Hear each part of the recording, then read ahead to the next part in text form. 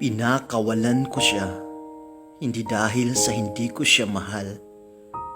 Pinakawalan ko siya dahil mahal na mahal ko siya. Pinakawalan ko siya dahil gusto kong maging masaya ka.